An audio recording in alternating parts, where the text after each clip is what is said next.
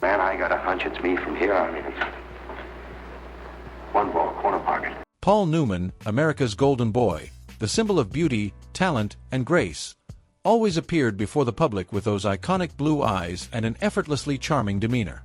To the world, he was the perfect Hollywood gentleman. Stunningly handsome, brilliantly talented, compassionate, and deeply devoted to charity. But behind that calm smile and gentle gaze was a man of fierce conviction and an unbreakable sense of what was right. Newman wasn't just an actor. He was a perfectionist to his very core. He believed that success should be earned through sweat, discipline, and integrity. Because of that, he had little tolerance for co-stars who he thought were lazy, superficial, or using their looks instead of true talent. And when fairness or principles were compromised, Paul Newman didn't stay silent. He could be explosive, like the moment he declared he would demand a mistrial, call for the judge to be disqualified, and take the trial transcripts to the Judicial Conduct Board. "I'll ask them to impeach your ass." This was the real Paul Newman, a refined gentleman in front of the camera, but a relentless defender of justice behind the scenes. A man not only admired but one who makes us wonder, what exactly was hidden behind those legendary blue eyes that Hollywood never dared to reveal? Paul Newman was admired for his talent, elegance, and generous heart, but few people realize that his unwavering principles and high standards often put him at odds with some of the biggest stars of his time. Newman approached acting with absolute seriousness and respect for the craft, and he had no tolerance for laziness, pretentiousness, or Hollywood politics. As a result, he became entangled in conflicts that went far beyond simple professional disagreements. These were deeply personal rifts that affected friendships, film projects, and even reputations. The stories you're about to discover aren't mere rumors. They come from people who worked closely with Hollywood legends during its golden era. From fiery arguments over acting techniques to intense confrontations at glamorous industry parties, these moments reveal a side of Paul Newman the public rarely saw. Today, we expose the truth about the most strained relationships in Paul Newman's career, the 6 actors he genuinely couldn't stand, and the surprising stories behind each feud. Even America's sweetheart had his breaking point when faced with ego, power, and the politics of Hollywood. Number 1. Warren Beatty.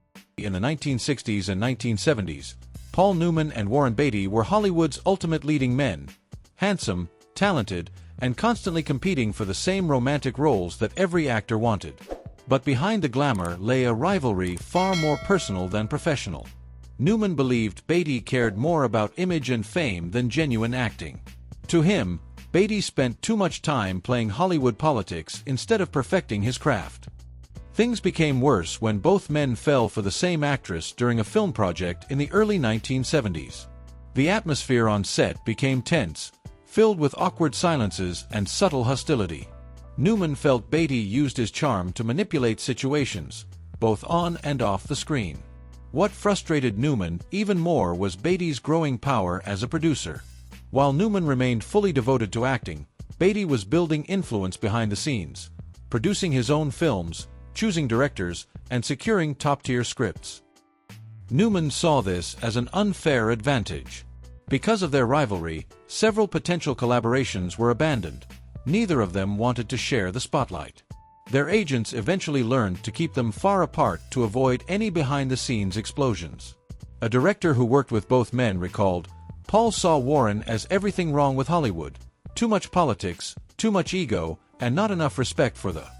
Number 2. Marlon Brando.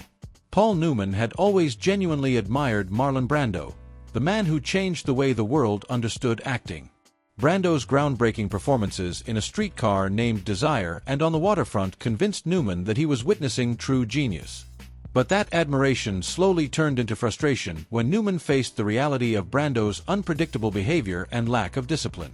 Newman was known for his professionalism, always prepared, always on time, and fully committed to every project he touched. Brando, on the other hand, often arrived late, came unprepared, and made unreasonable demands about the script and his character. The breaking point came in the late 1960s, when both actors were being considered for a major film. Newman watched in disbelief as Brando treated important meetings like a joke. To Newman, great talent came with great responsibility, and Brando was wasting his. His careless attitude didn't just disrespect the cast and crew, it ultimately helped derail what could have been an incredible collaboration. From that moment forward, Newman saw Brando as a warning, a reminder of what happens when genius isn't supported by discipline and respect. A casting director who witnessed their interactions summed it up perfectly. Paul expected everyone to match his level of commitment and professionalism. Marlon was brilliant, but he played by his own rules, and Paul couldn't stand that kind of unpredictability. If Brando frustrated Newman with his lack of discipline, Cary Grant represented an entirely different kind of problem. To Newman, Grant embodied everything wrong with the old Hollywood system: polished, charming, and just a little too perfect. Grant glided through roles with elegance and ease, as if acting required no effort at all. But that effortless charm is exactly what bothered Newman. He came from a generation influenced by method acting, where actors dug deep into real emotions and lived truthfully within every scene. Newman believed acting should reveal something raw and honest. When he looked at Grant, he saw an actor repeating the same persona over and over: witty, sophisticated, and calculated. To Paul Newman, Cary Grant didn't live his characters, he performed them. And for someone who poured his heart into every frame, that wasn't just a difference in style, it was a betrayal of what acting was supposed to be. Paul Newman always believed that Cary Grant had never truly challenged himself or taken real risks in his performances. Their disagreement went beyond artistic philosophy and turned personal during a major studio event in the mid-1960s. During a discussion about the future of acting in Hollywood, Newman made remarks that many interpreted as direct criticism of Grant, suggesting that his style was too safe, too polished, and lacking emotional depth. Cary Grant took offense at what he saw as disrespect from a younger actor. He fired back, questioning whether Newman's intense, emotionally driven acting style was truly better than the classic Hollywood approach that had entertained audiences for decades. Grant suggested that Newman was taking himself too seriously, while movies were meant to entertain, not to become showcases for acting techniques. The exchange created a tense, uncomfortable atmosphere. Actors, directors, and studio executives in the room were forced to take sides or remain carefully neutral. It wasn't just a conflict between two stars, it was a clash between two generations and two completely different beliefs about what acting should be. From that day on, Newman maintained that Grant represented a shallow and superficial form of acting. Meanwhile, Grant felt that Newman and his generation had forgotten the importance of simply entertaining the audience. A producer who knew both men summed it up perfectly. Cary thought Paul took everything too seriously, and Paul thought Cary didn't take anything seriously enough. They were two completely different worlds of Hollywood. Number 4. Steve McQueen. On paper, Paul Newman and Steve McQueen should have been great friends. Both were serious actors, both loved racing, cars, and doing their own stunts. They shared a rebellious streak and a tough guy reputation that made them icons of cool. But those similarities didn't bring them closer. If anything, they made their rivalry even more intense. Newman and McQueen were constantly compared by fans and critics. Each wanted to be seen as the most authentic, most respected action star in Hollywood. Nearly every role one accepted was a role the other had considered. What could have been friendship slowly turned into a silent competition neither man could ignore. Their rivalry reached a breaking point at a celebrity racing event in the early 1970s. Both were dedicated racing enthusiasts, not just for show but as serious competitors. During the race, McQueen made a few aggressive maneuvers that Newman felt were reckless and unsportsmanlike. After the race, Newman confronted him. What started out as a conversation about racing safety quickly spiraled into a heated argument about professionalism, respect, and who truly deserved the title of Hollywood's top action star. From that moment, whatever friendship might have existed between them was replaced by a rivalry that would follow them for years. The rivalry between Paul Newman and Steve McQueen was never just about movies. It was a fire that burned quietly for years, so intense that simply mentioning one man's name in front of the other could freeze the room. There was even an incident where their argument escalated so quickly that fellow drivers and crew members had to physically step in before it turned into a fight. From that moment on, their conflict was no longer just professional, it became deeply personal. They competed in everything: who owned the better cars, who was the superior driver, and who commanded more respect in Hollywood. A stunt coordinator who worked with both of them once said, "Paul and Steve were like two bulls in the same field. There's only room for one at the top of the action hero mountain." But McQueen wasn't the only one Newman clashed with. He also had a quiet yet intense conflict with William Holden, one of Hollywood's most respected dramatic actors, known for Sunset Boulevard and The Bridge on the River Kwai. Both were serious about their craft, but their philosophies couldn't have been more different. Holden believed in meticulous preparation, studying every detail of his character before filming. Newman trusted instinct. He believed true emotion came from discovering the character during filming, not from rehearsing every line in advance.